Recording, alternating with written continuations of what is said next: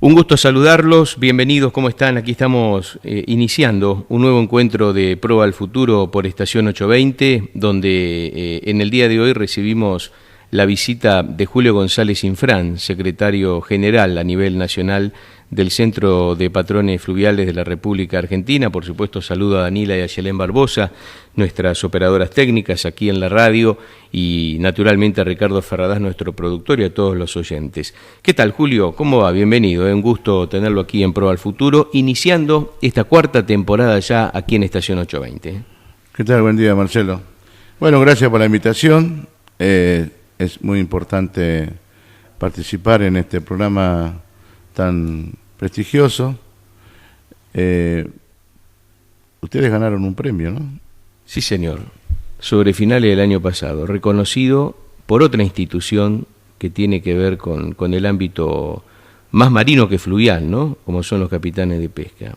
Y ese premio, cuando recibimos ese premio, la justificación de ese premio fue la difusión de los temas que justamente iniciamos, ya estamos cumpliendo, ¿no?, 4 años de aquel primer programa que arrancamos así, como ahora, a principio de año, prácticamente en abril, fue en aquella ocasión, con la intención de instaurar un tema que hace 4 años atrás, creo que lo hablaba usted solo, Julio, que era la Marina Mercante, la posibilidad de que vuelva a la Marina Mercante. Sí, todavía estamos en esa pelea. Por suerte, digo yo, dimos un pasito adelante.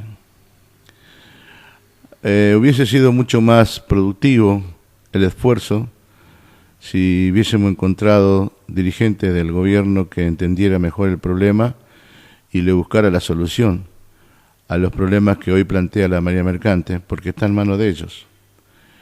Nosotros hemos propuesto distintas alternativas, pero la falta de competitividad de nuestra Marina Mercante no solamente está en la parte estructural de su desarrollo, sino también en la tremenda presión impositiva que tiene el sector. Entonces no es posible competir con otros países en la región que tienen una presión impositiva distinta a la nuestra y en especial en el sector. Y esto lo hemos explicado a distintos funcionarios de cómo podríamos encarar esta situación para hacer más competitiva la bandera. Inclusive nosotros también hemos ofrecido aportar esfuerzos desde nuestros convenios en la medida de que el esfuerzo sea compartido por armadores y por Estado. Pero lamentablemente hemos encontrado en una situación de que el Estado no quería entregar nada prácticamente, y que todo el esfuerzo lo hagamos entre armadores y trabajadores. Y bueno, pero la ley salió con algunas ventajas, y después fue una especie de frustración, porque la ley de Marina Mercante es una ley que es complementaria o de alguna forma salieron en forma paralela, justamente por eso, con la ley de industria naval, donde a nosotros nos recortaron todo lo que es la parte de baja impositiva para la bandera, y con la industria naval llegaron a un acuerdo en la parte de financiación que había salido de la gente de la Cámara de Senadores, había salido de una manera, y después el Ejecutivo cambió de idea y propuso una nueva redacción de esos artículos, que después fue aceptado por todos los gremios y todos los interesados en el tema, que era la creación de un fondo de 1.500 millones de pesos, que no te mueve la aguja en ningún presupuesto, que era un fondo para financiar, que se entienda bien la diferencia, no subsidiar, sino financiar la construcción de buques en la Argentina. Con ese acuerdo se logró el gran acuerdo. La verdad que una vez que estuvieron de acuerdo era increíble como todos los diputados luchaban para ser los protagonistas de la votación de la ley. Hicimos un plenario de las 4 comisiones, cosas bastante extraordinarias, no es común eso, porque oficialismo y oposición estaban de acuerdo en sacar el proyecto. Y una vez que pasó a Senado, prácticamente fue un tratamiento exprés, porque también los senadores habían asumido el compromiso de sacarla en forma inmediata, antes de que termine el año. y a los 2 o 3 días que salió la ley, lo primero que se hizo fue vetar esos artículos de financiación.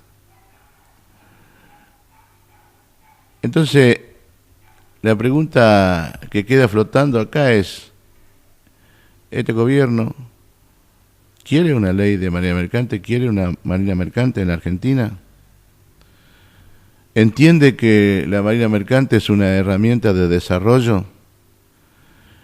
¿Entiende que nosotros somos un país fundamentalmente exportador y que nuestro comercio exterior el 90% se hace a través de las aguas y que necesitamos una herramienta que nos independice o compense de alguna manera la presión de los agentes externos a la hora de cobrar los fletes? Como nos está pasando, por ejemplo, hoy nos aumentan un 40% el flete de Buenos Aires a China y nosotros tenemos que pagar porque no podemos decirle a los armadores de esos barcos, bueno, no, mira, me parece muy caro tu flete, lo voy a transportar de otra manera, con otra flota, yo tengo la mía, aunque sea chiquita, pero lo voy haciendo por lo menos de a poco, etcétera, etcétera. No tenés alternativa. ¿Entiende este gobierno que hoy en el río Paraná se están moviendo 20 millones de toneladas de carga y la Argentina no participa en ese negocio, a pesar de que es uno de los principales países que sostiene, financia y mantiene todo el desarrollo de esa hidrovía con millones de dólares por año en inversión de dragado y balizamiento? Y no recupera esa inversión porque la bandera argentina no es una flota fluvial. Hoy el 98% de la carga se mueve en bandera paraguaya y en bandera boliviana. Realmente esto que parece tan simple, que cuando yo hablo con mucha gente y muchos funcionarios y se le cae la ficha, resulta que no es simple a la gente que tiene que decidir. Entonces yo creo que no es que no entienden o no saben, sino que el problema es que hay intereses a la cual están respondiendo para que no se desarrolle nuestra marina mercante. Ese es objetivamente el resultado de toda esta gestión en estos últimos años en función de la ley de marina mercante. Y que, por otra parte, en esta cuestión de no entender por qué no se aplica, uno no entiende cómo en el Senado, que fue la primera Cámara donde se trató el tema, se votó por unanimidad, pasó a la Cámara de Diputados y ahí empezaron los problemas. Digamos. Ahí empezó utilizando una terminología marina, el golpe de timón. Bueno, yo creo que ahí pasaron cosas que la sociedad, por supuesto, no captó. En primer lugar, salió por unanimidad del Senado porque el oficialismo, a través de sus senadores y de su equipo técnico y el ejecutivo, porque nadie piensa de que los senadores se cortan solos y hacen las cosas por su cuenta en un gobierno.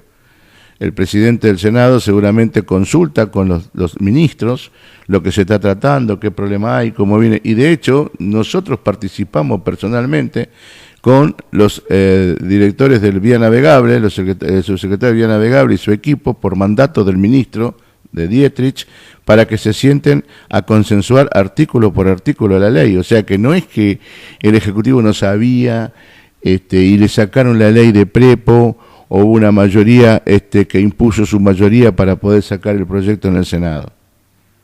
Entonces está perfectamente claro que una vez que salió la ley, hubo un cambio de rumbo económico y de pensamiento económico y de visión económica en el gobierno. Yo creo que cuando se produce, justamente en ese periodo ocurrió todo esto, por eso fue en noviembre, el alejamiento de Praigate, de Melconian, del mercado central, que nadie sabe muy bien por qué se lo desplazó, porque Melconian, por ejemplo, un hombre que salió aplaudido por los trabajadores. Entonces es un tema complicado de entender por qué fue desplazado, y hoy yo lo veo a Melconian como uno de los principales opositores a la política económica del gobierno que fue parte. Entonces ahí yo creo que al haber ese cambio de política económica, la ley se trabó un año completo en la Cámara de Diputados, un año completo. Es decir, el gobierno cambió de opinión. Y después buscó tratar, como ya estaba una ley con la sanción del Senado y la presión de los gremios y los armadores y toda la gente interesada, no lo pudo cajonear, como pasó con otras leyes anteriormente. En la historia nuestra, hace de poco tiempo, ahora, la época nuestra, por ejemplo, en el Senado salió por unanimidad también una ley para recuperar transportes navales. Y murió en la Cámara de Diputados sin pena ni gloria. Perdió estado parlamentario y nadie más se acordó de eso. Que es otra de las maneras de evitar que tengamos marina. Los políticos no quieren salir a decir nosotros no estamos de acuerdo con la ley de marina mercante, porque no se quieren tirar encima la opinión de los argentinos, en especial de la gente que piensa en el país.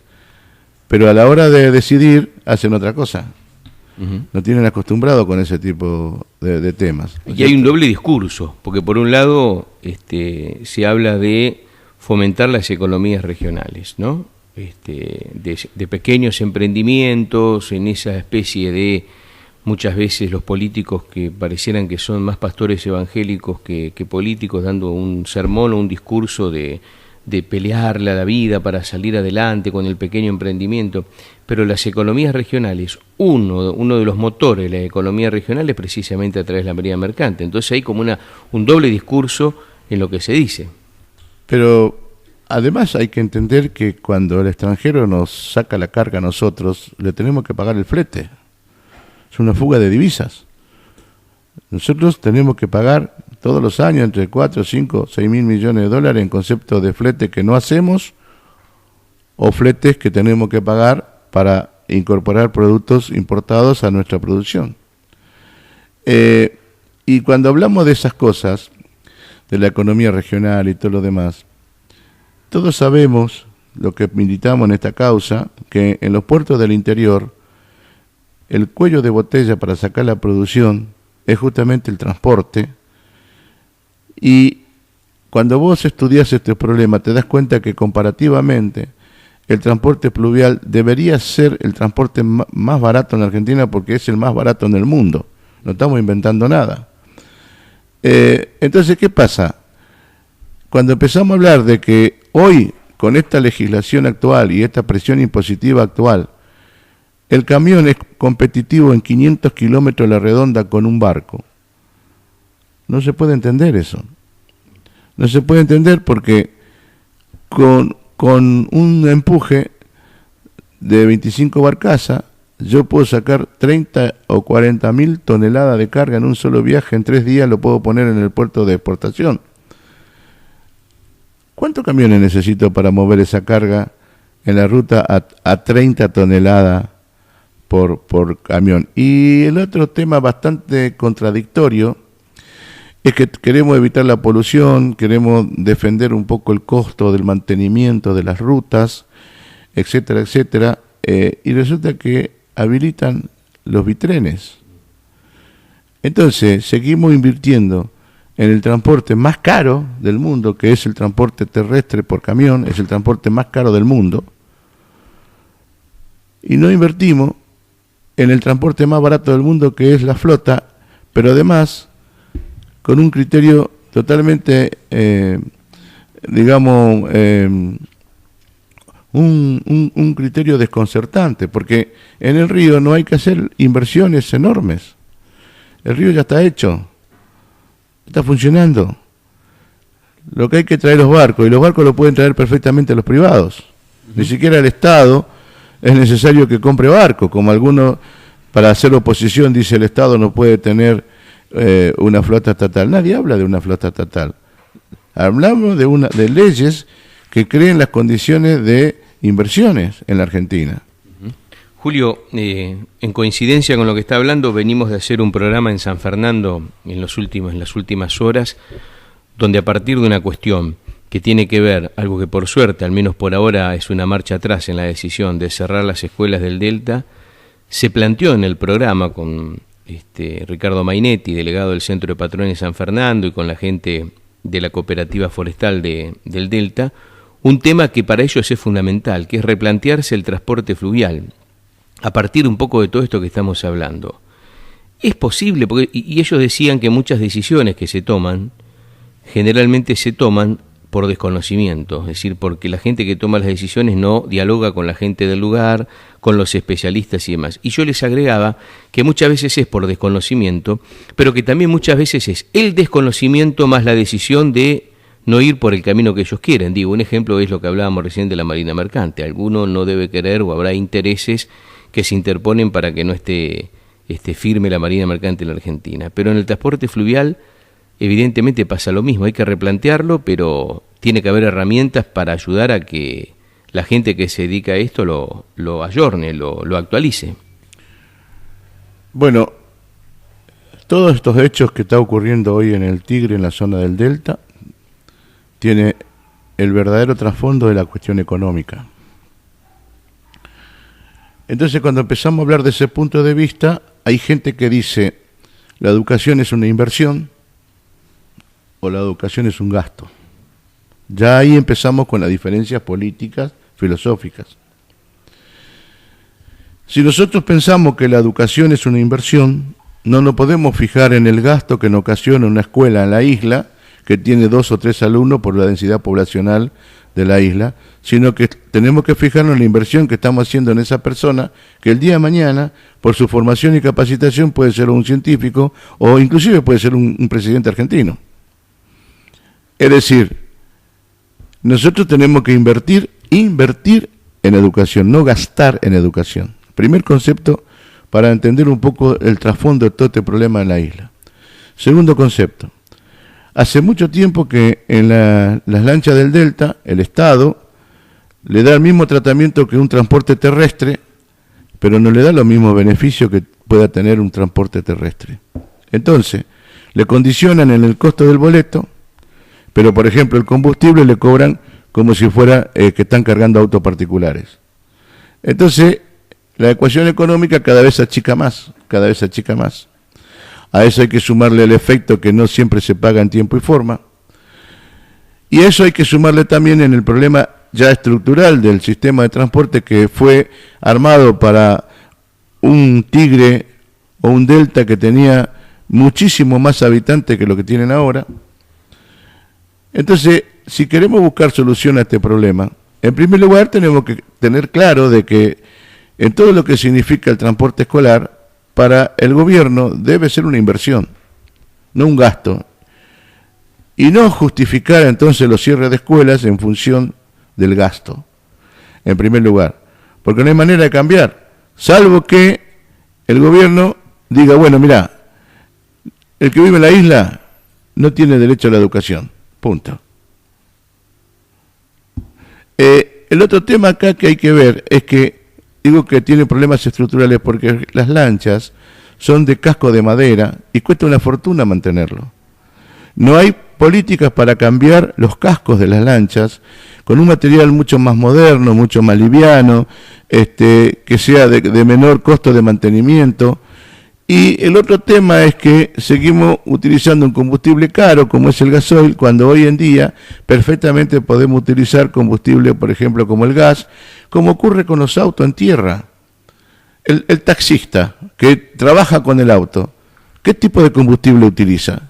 La mayoría utilizan el gas, ni siquiera el gasoil, el gas. ¿Por qué? Porque es el más barato.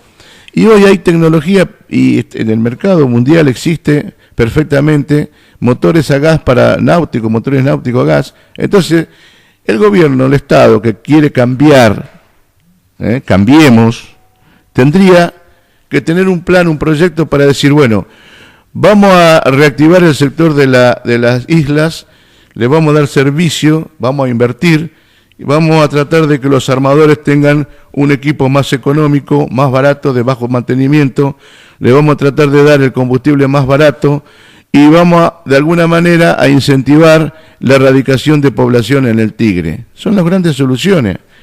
La otra, en vez de curarte la gangrena, te corto la mano y se acabó el problema. Y ustedes en esa línea presentaron un proyecto, trabajaron un proyecto con el tema de la modificación del combustible de las embarcaciones en el Delta, ¿no? Nosotros hemos presentado a través de, porque no somos solamente nosotros, la Cámara de Industria Naval, que está conducida por la contadora Silvia Martínez, presentó en distintos estamentos del gobierno en la provincia de Buenos Aires esta idea. Inclusive hubo una propuesta que surgió del gobierno de construir algo de 35 o 40 lanchas modernas con este sistema, que no sé en qué quedó todo en promesas, en propuestas de funcionarios, en ideas, pero no se concreta las cosas. Yo veo que en los sectores del gobierno hay mucha gente que son receptiva y que entienden y tratan y hacen su esfuerzo dentro de sus posibilidades para que camine el proyecto, pero hay una voluntad política que no se hace presente. Este es lo que hay que entender. Hay una voluntad política que no se hace presente en esos sectores del gobierno que entienden y quieren impulsar la cosa. Y muchas veces, la mayoría hasta hoy, se impone la otra voluntad política, la que ve al país con un problema de caja y punto. Y yo creo que ese camino nos está llevando cada vez a otra crisis en la sociedad. Porque no es lo mismo endeudarse para construir barco y generar una actividad productiva importante que endeudarse para pagar sueldos y jornales y gastos corrientes en el gobierno. Porque cuando tengamos que pagar los intereses de la deuda y la cuota de la deuda, no vamos a recaudar porque no tenemos el aparato productivo en marcha. Hay que entender este tipo de cosas. No puede ser que la Argentina, que produce millones de toneladas de carga, fíjate, para transportar y llevarla a los mercados internacionales, la carga que produce la Argentina equivale a 1.200 viajes de buque Panamax de 60.000 toneladas. La Argentina no tiene ni uno solo. ¿Y qué ocurriría si nosotros tomamos la decisión política y decir, bueno, vamos a construir 10 Panamax para que un 10% de la carga que producimos nosotros lo transportemos nosotros? Los miles de puestos de trabajo que eso genera, en primer lugar, y la posibilidad de influir en las políticas de los costos del transporte, en segundo lugar, justifican plenamente cualquier inversión que pueda hacer el Estado en ese sentido. Porque justamente hay que tener este concepto. No son gastos, son inversiones. Hoy el Estado recauda un 35% de nada, porque no hay barco.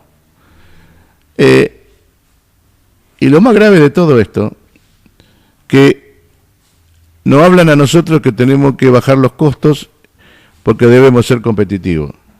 Entonces todo el mundo y el gobierno, en muchos sectores, piensan que tenemos que bajar los salarios. Y la verdad objetiva es que los mejores salarios garantizan el consumo interno en la Argentina. Este modelo ya lo hemos sufrido nosotros, lo hemos sufrido mucho. Acá no es un problema de costo salarial, es un problema de costo impositivo en primer lugar. El ejemplo más concreto, el gobierno cuando asumió, lo primero que hizo, le quitó impuestos al campo, y el campo se transformó en poco tiempo en uno de los tractores de la economía. Bueno, hubiese seguido en ese rumbo. Ahora hubo un cambio. Bien. Bueno, Julio, vamos a hacer una pausa. Tenemos que ir a la pausa y después seguimos charlando sobre, bueno, otras cuestiones que también hacen a la realidad argentina, pero bueno, clarificándola a partir del concepto de un representante que justamente lo que hace es defender los intereses de los trabajadores. Esa es la función de los sindicatos, de los gremios, como en este caso del Centro de Patrones Fluviales. Vamos a hacer la pausa. Ya venimos, estamos hablando con Julio González Infran aquí en Pro al Futuro Radio.